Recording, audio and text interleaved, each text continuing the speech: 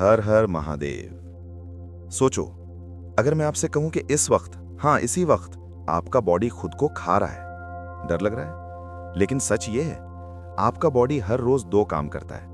या तो वो आपको धीरे धीरे बूढ़ा बना रहा होता है, या फिर चुपचाप आपको अंदर से रिपेयर कर रहा होता है। डिफरेंस सिर्फ इतना है, आप उसे किस मोड में रहने दे रहे हो।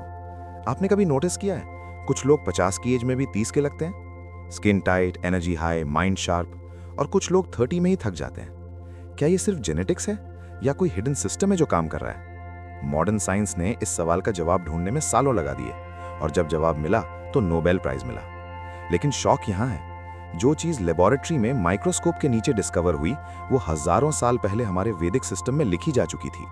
और अगर आप इस मैकेनिज्म को समझ गए, तो एजिंग स्लो करना शायद आपके कंट्रोल में हो सकता है।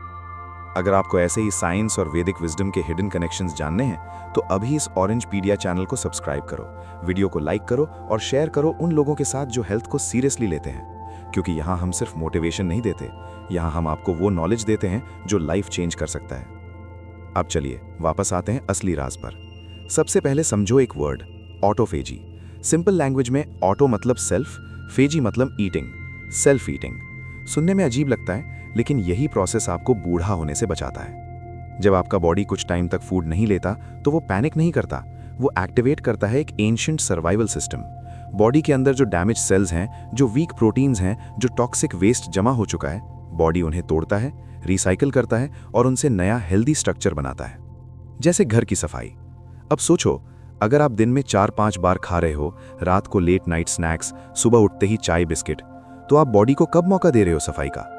मॉडर्न साइंटिस्ट योशिनोरी ओसुमी ने इसी मैकेनिज्म पर रिसर्च की और उन्हें नोबेल प्राइज मिला। लेकिन हमारे यहाँ एकादशी का कॉन्सेप्ट क्या कहता है? उपवास। उपवास मतलब अपने अंदर के पास रहना। सिर्फ रिलीजियस रिचुअल नहीं, ये एक बायोलॉजिकल रीसेट भी हो सकता है। जब आप 14 से 16 घंटे का फास्टिंग विंडो क्रिएट करते हो, तो बॉडी रिपेयर मोड में शिफ्ट होता है। इस टाइम पे ग्रोथ हार्मोन बढ़ता है, इंसुलिन लेवल स्टेबल होता है और ऑटोफेजी एक्टिवेट होता है। अब आते हैं सेकंड कॉन्सेप्ट पर, टेलोमियर्स। ये आपके डीएनए के एंड्स पर छोटे प्रोटेक्टिव कैप्स होते हैं, जैसे शूलेस के एंड पर प्लास्टिक कवर। हर बार जब सेल डिवाइड होता है, टेलोमियर थोड़ा छोटा होता है। जितना छोटा टेलोमियर, उतनी फास्ट एजिंग। एलिजाबेथ ब्लैकबर्न ने टेलोमियर्स पर रिसर्च की और उन्हें भी नोबेल प्राइज मिला।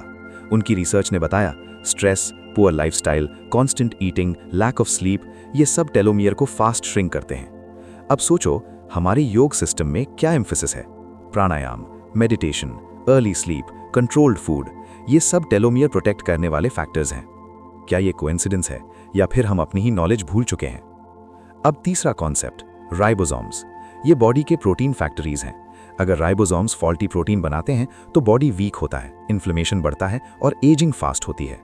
वेंकी रामकृष्णन ने राइबोसोम स्ट्रक्चर पर रिसर्च की और उन्हें नोबेल प्राइज मिला। साइंस कहता है clean internal environment, proper fasting cycles, low inflammation ribosome efficiency को बेटर करता है। आयुर्वेदा कहता है अग्नि को स्ट्रांग रखो। अग्नि, डाइजेस्टिव फायर। जब डाइजेशन ओवरलोड होता है, तो अमा बनता है, टॉक्सिक रेसिड्यू। यही इन्फ्लेमेशन क्रिएट करता है। लैंग्वेज अलग है, कॉन्सेप्ट सेम। अब मैं आपसे एक ऑनेस्ट सवाल पूछता हूं, क्या आपका बॉडी रिपेयर मोड में है या सिर्फ सर्वाइवल मोड में? सुबह से शाम तक खाना, stress, late night scrolling, no sunlight, no movement, और फिर हम कहते हैं एज हो रही है, क्या करें? सच ये है कि एजिंग नेचुरल है, लेकिन एक्सेलरेटेड एजिंग लाइफस्टाइल का रिजल्ट है। अगर आप सिंपल 3 चीजें इंप्लीमेंट कर दो। Number 1, daily 14 hour fasting window, dinner जल्दी, ब्रेकफास्ट थोड़ा लेट। नंबर 2, डीप ब्रीदिंग या meditation 10 minute, stress control equals telomere protection. Number 3, over eating बंद, 80% फुल रूल फॉलो करो। इतना करने से बॉडी को मौका मिलेगा रिपेयर का। और सबसे पावरफुल चीज, कंसिस्टेंसी। एक दिन फास्टिंग करने से मिरेकल नहीं होगा, लेकिन 30 डेज डिसिप्लिन आपको डिफरेंस फील कराएगा।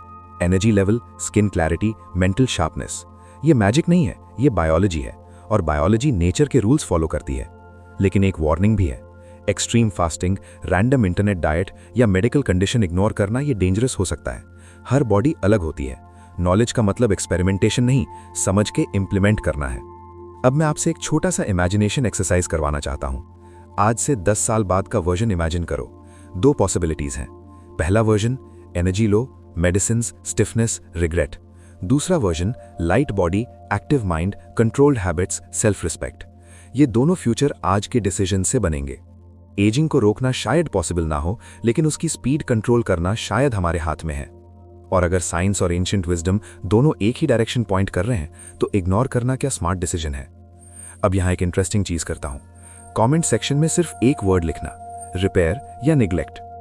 रिपेयर अगर आप आज से अपने बॉडी को रिपेयर मोड में डालने का डिसीजन ले रहे हो, निग्लेक्ट अगर आप फील करते हो कि अभी भी लाइफस्टाइल चेंज करना मुश्किल लग रहा है। मैं देखना चाहता हूं कितने लोग कॉन्शियसली चूज करते हैं अपना फ्यूचर। और हां, अगर आपने यहां तक पूरा वीडियो सुना है तो कमेंट में 16 भी लिख देना, 16 आवर फास्टिंग का सिंबॉलिक नंबर। इससे मुझे पता चलेगा कि आप सिर्फ देखते नहीं, समझते भी हो।